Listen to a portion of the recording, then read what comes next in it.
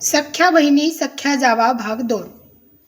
नमस्कार रसिकांनो, एकच मांडव, एकच मुहूर्त आणि एकाच वेळी दोन बहिणींच्या गळ्यात पडलेल्या दोन वेगवेगळ्या अक्षता। आज रेणुका आणि देविका या फक्त सख्या बहिणी उरल्या नव्हत्या, तर त्या निमगावच्या ऐतिहासिक जगतापवाड्याच्या दोन सख्या जावा बनल्या होत्या। नियतीने दोघींना एकाच महालात आणून उभे केले खरे, पण दोघींचे डोळे त्या महालाकडे वेगवेगळ्या नजरेने पाहत होते। थोरली सून बनलेली रेणुका वाड्याच्या वैभवात स्वतःचे ऐश्वर्य शोधत होती। तिला वाटत होते की आता नोकर चाकर तिच्या इशाऱ्यावर नाचतील आणि ती या साम्राज्याची राणी बनेल। पण तिला हे ठाऊक नव्हते की संपत्तीच्या या मोठ्या भिंतीमागे सासू यशोदाबाईंची कडक शिस्त आणि थोरल्या भावाचा म्हणजेच विक्रमचा करारी स्वभाव तिची वाट पाहत आहे। तर दुसरीकडे धाकटी सून बनलेली देविका, जिने वाड्यात प्रवेश करताना संपत्तीचे आकडे नाही तर सासू सासऱ्यांच्या चेहऱ्यावरची माया मोजली होती। सागरसारखा समजूतदार पती मिळूनही तिचे पाय जमिनीवरच होते। तिला राजवैभवाचा माज नव्हता, तर घर टिकवण्याची आणि सर्वांना सुखात ठेवण्याची ओढ होती। पहिली रात्र सरत आली आहे, पण रसिकांनो विचार करा, उद्या जेव्हा या वाड्यातली पहिली सकाळ उजाडेल, सासूबाईंच्या शिस्तीचे नियम समोर येतील आणि कामाची वाटणी होईल, तेव्हा श्रीमंतीची हाव असणारी रेणुका आणि समाधानाचा श्वास घेणारी देविका एकमेकींसमोर कशा उभ्या राहतील? कौटुंबिक नात्यांचा हा गोड पण तितकाच जिव्हारी लागणारा संघर्ष पाहण्यासाठी तयार राहा। सख्या बहिणी सख्या जावा भाग 2। पहाटेच्या प्रसन्न वेळी सनईचे गोड सूर शिराळा गावातील विठ्ठलराव देशमुखांच्या जुन्या वाड्यात घुमू लागले आणि दोन्ही बहिणींच्या आयुष्यातील एका नव्या आणि सर्वात मोठ्या पानाची सुरुवात झाली। सुमतीबाईंनी डोळ्यांतील अश्रू लपवत देवघरात समई लावली आणि देवापुढे हात जोडले, कारण आज त्यांच्या काळजाचे दोन्ही तुकडे एकाच वेळी परक्या घरी जाणार होते आणि घर पूर्णपणे रिकामे होणार होते।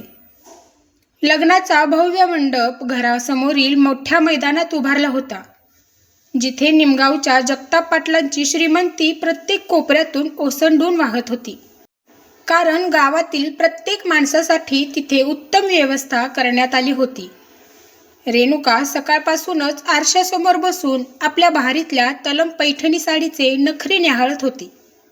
तिच्या अंगावरील सोन्याचे जड दागिने तिची श्रीमंतीची हाव पूर्ण करत होते आणि ती स्वतःला त्या मोठ्या घराची थोरली सून म्हणून कल्पनेतच आत्तापासून या साम्राज्याची राणी मानू लागली होती। दुसरीकडे देविका मात्र अत्यंत साध्या पारंपरिक रूपात नटली होती। तिच्या चेहऱ्यावर कोणताही आवाजवी थाट किंवा गर्वाची छटा नव्हती, तर फक्त आईवडिलांचे घर सोडण्याचे अथांग दुःख आणि नव्या नात्यांबद्दलचा आदर तिच्या डोळ्यात साफ दिसत होता। दोन्ही बहिणींना मंडपात आणण्याची तयारी सुरू झाली, तेव्हा संपूर्ण गावातून लोक देशमुखांच्या दोन्ही लेकींना पाहण्यासाठी गर्दी करून उभे होते। लग्नाची वरात जेव्हा वाजत गाजत आणि ढोल ताशांच्या गजरात मंडपात आली, तेव्हा विक्रम आणि सागर या दोन्ही भावांचे रूप पाहून उपस्थितांचे डोळे दिपले। विक्रमचा चेहरा मोठ्या भावाच्या जबाबदारीने गंभीर, करारी आणि शांत होता, तर धाकट्या सागरच्या चेहऱ्यावर एक आधुनिक पण कमालीचा नम्र भाव आणि हास्य होते।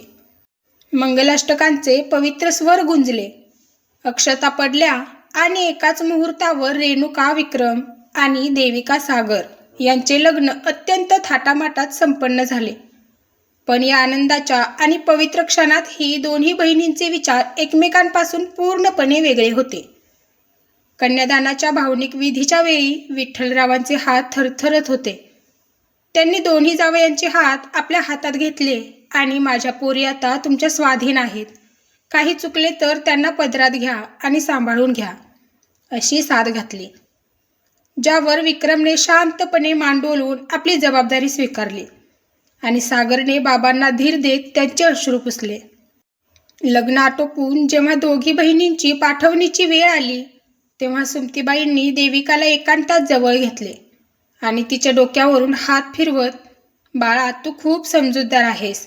त्या मोठ्या घरात वाड्याची अब्रू आणि तुझ्यासारख्या बहिणीचे नाते दोन्ही तुलाच सांभाळायचे आहे, असा कानमंत्र दिला. कारण त्यांना रेणुकाच्या हट्टी आणि पैशाच्या हव्यासाच्या स्वभावाची पूर्ण जाणीव होती.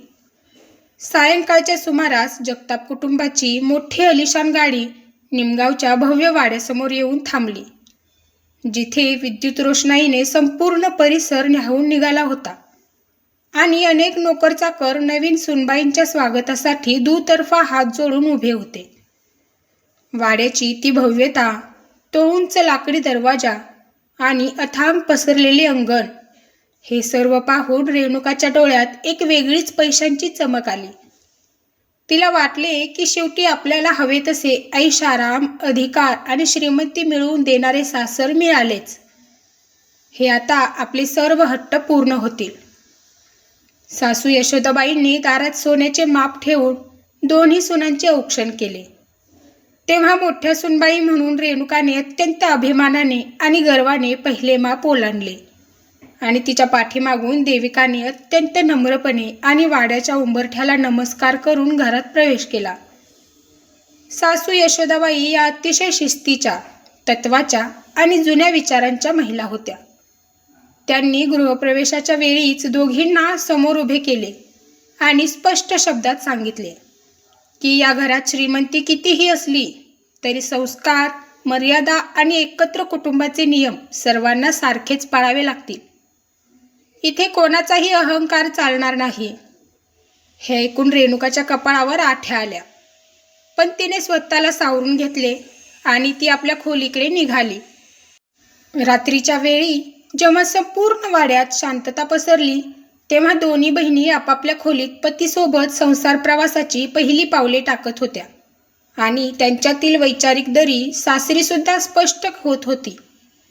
रेणुकाने खोलीत पाऊल ठेवताच तिथले महागडे फर्निचर, कपाट, मखमली बिछाना आणि वैभव पाहून विक्रमला म्हटले, अहो, तुमचा हा वाडा खरोखरच एखाद्या राजाच्या महालासारखा आहे.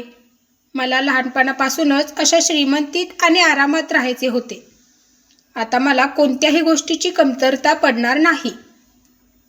विक्रमने कपडे बदलता बदलता तिच्याकडे अतिशय गंभीरतेने पाहिले आणि म्हणाला, रेणुका, ही श्रीमंती आणि संपत्ती आमच्या पूर्वजांची आणि शेतीची पुण्याई आहे. पण या घरात सुखात आणि आदराने राहायचे असेल तर तुला इथल्या माणसांची मने जिंकावी लागतील. केवळ पैशाने आमचे घर चालत नाही, तर इथे कष्टाला आणि साधेपणाला महत्त्व आहे. विक्रमचे हे रोखठोक, व्यावहारिक आणि साधे विचार ऐकून रेणुकाचे तोंड थोडे कडू झाले. कारण तिला पतीकडून कौतुकाचा, फिरण्याचा आणि आणखी महागड्या वस्तूंचा वायदा हवा होता, ज्यामुळे तिच्या मनात पहिल्यांदाच रात्री सासरच्या विचारांबद्दल थोडी नाराजी निर्माण झाली. दुसरीकडे देविका आणि सागर यांच्या खोलीत अत्यंत सुखद, भावनिक आणि आदरयुक्त संवाद सुरू होता. सागरने देविकाला पाणी पिण्यास दिले आणि तिच्या मनातील माहेरची आठवण आणि भीती ओळखत अत्यंत प्रेमाने विचारले, देविका, तू अचानक तुमचे घर सोडून इतक्या मोठ्या वाड्यात आलीस. तुला खूप उदास आणि एकटे वाटते आहे का? देविकाने हळूच मान डोलवली. तिच्या डोळ्यात हलकेच अश्रू आले आणि ती म्हणाली, हो, आईबाबांची आठवण येते आहे. पण तुम्ही सर्वजण आणि सासूबाई इतक्या मायेच्या आहेत की मला या घराला आपलेसे करायला अजिबात वेळ लागणार नाही. मला इथे पैशांची रास किंवा अधिकार नको. फक्त तुमच्या सर्वांचे प्रेम आणि घरात सुख समाधान टिकून राहावे, हीच माझी इच्छा आहे. सागरला देविकाचा हा साधेपणा, सुसंस्कृतपणा आणि समजूतदारपणा मनापासून आवडला. त्याला अंतःकरणातून जाणवले की आपल्या आयुष्यात एक अत्यंत योग्य जीवनसाथी आली आहे, जी संपूर्ण घर एकत्र जोडून ठेवेल. रात्रीचा दुसरा प्रहर सुरू झाला होता. वाड्याच्या मोठ्या गच्चीवरून संपूर्ण निमगाव शांत झोपलेले दिसत होते. पण एकाच छताखाली आलेल्या या दोन सख्या बहिणी आणि आत्ताच्या सख्या जावा यांच्या आयुष्याची खरी कौटुंबिक परीक्षा उद्याच्या पहिल्या सकाळच्या कामांपासून सुरू होणार होती. निमगावच्या जगतापवाड्यात पहाटेचे 5 वाजले आणि सासू यशोदाबाईंच्या पायातील पैंजणांचा आवाज संपूर्ण वाड्यात घुमू लागला. कारण या घरात सूर्याच्या आधी उठण्याची वर्षानुवर्षांची परंपरा होती. यशोदाबाईंनी स्वयंपाकघरात जात दुधाचे पातेले चढवले आणि मोठ्या आवाजात नोकरांना हाका मारत कामाला लावले. कारण आज दोन्ही नवीन सुनांची पहिली सकाळ होती आणि सासूबाईंना दोघींची परीक्षा घ्यायची होती. मोठ्या खोलीत झोपलेली रेणुका मात्र मखमली गादीवर अजूनही सुखाची स्वप्ने पाहत होती. तिला वाटले की श्रीमंत सासरी आल्यावर नोकरचाकर सर्व कामे करतील आणि आपल्याला 9-10 वाजेपर्यंत झोपायला मिळेल. दुसरीकडे धाकटी देविका मात्र 4:30 वाजताच उठली होती. तिने मनोमन आईबाबांचे आणि देवाचे स्मरण केले. अत्यंत साधी सुती साडी नेसली, डोक्यावर पदर घेतला आणि ती गुपचूप खोलीबाहेर पडली. देविकाने थेट स्वयंपाकघरात जाऊन सासूबाईंच्या पाया पडली. तेव्हा यशोदाबाईंच्या चेहऱ्यावर एक समाधानाचा भाव आला आणि त्यांनी अखंड सौभाग्यवती भव बाळा असा आशीर्वाद दिला. देविकाने वेळ न घालवता विहिरीचे ताजे पाणी आणून देव्हाऱ्याची भांडी घासली, देवांची पूजा केली आणि वाड्याच्या मोठ्या मुख्य दरवाजासमोर एक अतिशय सुंदर आणि प्रसन्न रांगोळी काढली, जी पाहून पहाटे उठलेले सासरे आनंदरावही कौतुकाने पाहत राहिले. सकाळचे 6:30 वाजले तरी थोरली सून रेणुका अजून खाली आली नव्हती. हे पाहून यशोदाबाईंचा पारा चढला. त्यांनी विक्रमला हाक मारली आणि रेणुकाला खाली पाठवण्यास सांगितले. विक्रमने खोलीत जाऊन रेणुकाला रागवले. रेणुका, हा देशमुखांचा वाडा नाही, जगतापांचा वाडा आहे. इथे सासूबाईंच्या आधी सुनांना उठून उभे राहावे लागते. लवकर खाली चल. रेणुका रागाने पाय आपटत, डोळे चोळत आणि तोंड फुगवून खाली आली. तिच्या अंगावर कालचे जड दागिने आणि भरजरी साडी तशीच होती, पण तिच्या चेहऱ्यावर आळस साफ दिसत होता. यशोदाबाईंनी दोघींना समोर उभे केले आणि गंभीर आवाजात म्हणाल्या, माझ्या घरात सुनांना राण्यांसारखे मिरवायला आवडते, पण आधी त्यांना अन्नपूर्णा व्हावे लागते. आज वाड्यात शेतावरचे 20 मजूर जेवायला येणार आहेत आणि घराचे 8 लोक, अशा अजून एकूण 28 लोकांचे जेवण आणि पुरणपोळ्या आज तुम्ही दोघी जावांनी मिळून बनवायच्या आहेत. हे ऐकताच रेणुकाचे पाय लटपटू लागले, कारण तिला केवळ स्वतःचे नखरे करायची सवय होती. एवढ्या मोठ्या प्रमाणावर स्वयंपाक करणे तिच्या कल्पनेच्या पलीकडे होते. तर देविकाने मात्र हसून, हो सासूबाई, आम्ही दोघी मिळून आनंदाने करू असे म्हणून चटकन जबाबदारी स्वीकारली. स्वयंपाकघरात कामं सुरू झाले तेव्हा रेणुका फक्त एका कोपऱ्यात उभी राहून स्वतःच्या हाताची नखे न्याहाळत होती आणि तिच्या भारीतल्या साडीला डाग पडू नये म्हणून धडपडत होती. देविकाने मोठ्या उत्साहाने चूल पेटवली, डाळ शिजवायला ठेवली आणि परातीमध्ये पीठ मळायला सुरुवात केली. तिने रेणुकाला म्हटले, ताई, तू फक्त पोळ्या लाटायला मदत कर, बाकीचे सगळे रांधप मी एकटी सांभाळते. रेणुकाने नाखुशीने लाटणे हातात घेतले, पण तिला मजुरांसाठी मोठ्या पोळ्या लाटायची सवय नसल्याने तिच्या पोळ्यांचा आकार वाकडा तिकडा होऊ लागला आणि चुलीच्या धुराने तिचे डोळे लाल झाले, ज्यामुळे ती मनातून देविकावर आणि संपूर्ण सासरच्या लोकांवर प्रचंड चिडू लागली. श्रीमंत घर म्हणून मी इथे आले, पण हे सासर आहे की मजुरांचा कारखाना? इथे नोकरांऐवजी सुनांनाच राबावे लागतंय. अशी पुटपुट रेणुका तोंड वाकडे करून करत होती, जे देविकाने ऐकले आणि तिने ताईला शांत राहण्याचा इशारा केला. दुपारी 12 वाजता जेव्हा शेतावरून विक्रम, सागर आणि आनंदराव मजुरांसह वाड्यात आले, तेव्हा देविकाने गरमागरम मऊ लुसलुशीत पुरणपोळ्या आणि आमटीचे ताट सर्वांसमोर वाढले. सर्वांनी जेवणाचा पहिला घास घेतला आणि तृप्ततेचा ढेकर दिला. सासरे आनंदराव म्हणाले, यशोदा, आजच्या पुरणपोळीला अगदी तुझ्या हातासारखी चव आली आहे. आमच्या सुनांनी पहिल्याच दिवशी आमचे मन जिंकले. आनंदरावांचे हे कौतुकाचे शब्द ऐकून सासू यशोदाबाई स्वयंपाकघरात आल्या. त्यांनी पाहिले की देविकाचे कपडे धुराने काळे झाले होते पण तिच्या चेहऱ्यावर समाधान होते. तर रेणुका मात्र पंख्याखाली बसून स्वतःला पदराने वारा घालत होती. यशोदाबाईंनी देविकाच्या पाठीवर कौतुकाची थाप मारली आणि तिला चांदीचे एक जोडवे बक्षीस म्हणून दिले.